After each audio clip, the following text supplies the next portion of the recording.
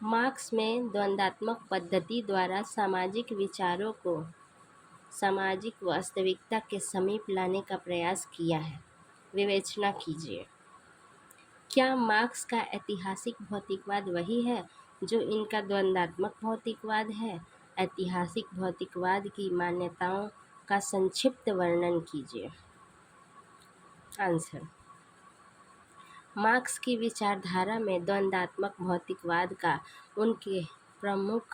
उसके प्रमुख अंग के रूप में स्वीकार किया जाता है।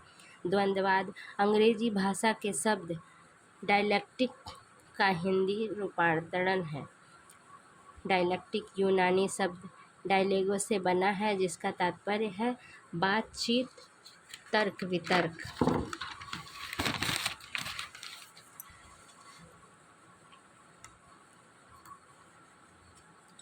तर्क वितर्क करना, वाद विवाद करना आदि प्राचीन काल से लेकर आज तक अनेक विद्वानों ने इस तथ्य को स्वीकार किया है कि वैचारिक संघर्ष सत्य को मंजिल तक पहुंचाने का सर्वोत्तम मार्ग है। मार्क्स प्रसिद्ध दार्शनिक हीगेल के विचारों से अत्यधिक प्रभावित था। हीगेल का द्वंद्ववाद वैचारिक प्रक्रिया से संबंधित है। कार्ल मार्क्स ने स्वीकार किया कि हीगेल ने द्वंद्ववाद को रहस्यात्मक बना दिया। हीगेल के समस्त सामाजिक घटनाओं एवं संस्थाओं को द्वंद्ववाद के आधार पर समझने का प्रयास किया था। मार्क्स भौतिकवादी विचारक था, इसलिए उसने विकासवाद के द्वंद्वात्मक सिद्धांत को तो स्वीकार किया, किंतु विचार, भाव या आत्मा का कोई महत्व प्रदान नहीं किया है। मार्क्स ने स्पष्ट शब्दों में लिखा है कि हीगेल ने वास्तविक भौतिक जगत की अवहेलना की है। मार्क्स का विचार है कि परिवर्तन अनिवार्य है। इस परिवर्तन के कारण ही समाज का उद्विकास होता है। हीगेल के दर्शन की आलोचना करते हुए उसने लिखा है कि मनुष्य को मानसिक चेतना उसके अस्तित्व को निर्धारित नहीं करती, बल्कि उसके विपरीत उसका सामाजिक अस्तित्व उनकी मस्तिष्क चेतना को निर्धारित करता है।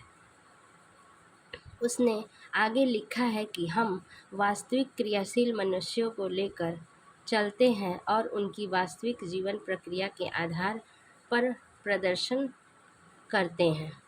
उसने लिखा है कि विरोधी शक्तियों के मध्य संघर्ष के परिणाम स्वरूप पूंजीवादी का जन्म होता है। इनकी व्याख्या करने के लिए मार्क्स ने वैज्ञानिक पद्धति का प्रयोग किया है। उसने इतिहास की व्याख्या करते हुए लिखा है कि इतिहास में जो परिवर्तन होते हैं वे द्वंद्व के परिणाम स्वरूप होते हैं। मार्क्स के दर्शन के द्वंद्वात्मक भौतिकवाद इसलिए कहा जाता है कि मस्तिष्क या आत्मकल्पनाओं और विचारों की व्याख्या पर आधारित नहीं होता, अपितु वास्तविक मानवीय घटनाओं और परिस्थितियों पर आधारित होता है। उसके अनुसार संसार की आदि सत्ता आध्यात्मिक न होकर भौतिक है। भौतिक सत्ता जो जड़ रूप में है, विकास की प्रक्रिया में आगे बढ़ते बढ़ते चेतनता प्राप्त कर लेती है। मार्क्स का विचार है कि विकास चेतना से जड़ की ओर ना होकर जड़ से चेतना की ओर होता है, चेतन की ओर होता है। इसलिए मार्क्स की विचारधारा को भौतिकवाद कहा जाता है। यह भौतिकवादी विचारधारा द्वंद्वात्मक इसलिए है कि यह वाद प्रतिवाद एवं संवाद की प्रक्रिया से गुजरती है। द्वंद्वात्मक भौतिकवाद की विशेषताएं। मार्क्स के द्वंद्वात्मक भौतिकवाद की प्रमुख विशेषताएं निम्नलिखित है। फर्स्ट, अंतःसंबंधिता। मार्क्स के द्वंद्वात्मक भौतिकवाद का आधार पदार्थ है। प्रकृति में अनेक पदार्थ हैं। मार्क्स के अनुसार इन पदार्थों की अलग अलग सत्ता नहीं है, ये एक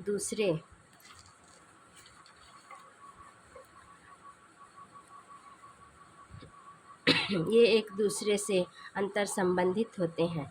इसी अंतर संबंधिता के फलस्वरूप सामाजिक उद्विकास होता है। दूसरा, परिवर्तनशीलता। मार्क्स ने द्वंद्वात्मक भौतिकवाद के सिद्धांत का आधार इनकी गतिशीलता बताया है। यह संसार की प्रत्येक वस्तु को परिवर्तनशील मानता है। प्रकृति की वस्तु चाहे वह लघु आकार में हो या बृहद में अपना रूप परिवर्तित करती रहती है। थर्ड, जटिलता। जटिलता प्रकृति जो अनेक पदार्थों से परिपूर्ण है, अत्यंत जटिल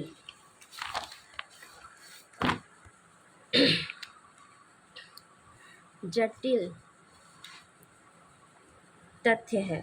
प्रकृति से संबंधित जो तथ्य हैं वे इस प्रकार अंतः संबंधित और आश्रित हैं कि उन्हें आसानी से नहीं समझा जा सकता। चौथा, परिमाणात्मक परिवर्तन से गुणात्मक परिवर्तन। मार्क्स ने जिस द्वंद्वात्मक भौतिकवाद के सिद्धांत का प्रतिपादन किया है वह सरल न होकर अत्यंत जटिल है। उसने परिवर्तन की व्याख्या करते हुए लिखा है कि परिमाणात्मक परिवर्तन धीरे धीरे एकत्रित होते रहते हैं। जब परिमाणात्मक परिवर्तन ऐसी स्थिति में पहुंच जाते हैं कि जिनके आगे परिवर्तन संभव नहीं होता है तो विस्फोट की स्थिति उत्पन्न होती है और समाज में शीघ्र ही गुणात्मक परिवर्तन हो जाते हैं। पदार्थ प्राथमिक है। हीगेल ने विचार को परिवर्तन का आधार माना है। मार्क्स ने लिखा है कि प्रत्येक घटना का भौतिक जगत है। उसके अनुसार विचार को उस पदार्थ से अलग करना असंभव है जो विचार करता है। समस्त परिवर्तनों का विषय पदार्थ है। छठा, आंतरिक असंगति। हीगेल ने लिखा है कि वाद प्रतिवाद और संवाद की आंतरिक असंगतियों के कारण विकास होता है। हीगेल के अनुसार आंतरिक असंगति का आधार विचार है। मार्क्स ने भी आंतरिक असंगति के इस सिद्धांत को स्वीकार किया है, किंतु उसने आंतरिक असंगति के सिद्धांत की व्याख्या करते हुए मानव जीवन के विकास की ऐतिहासिक व्याख्या की है।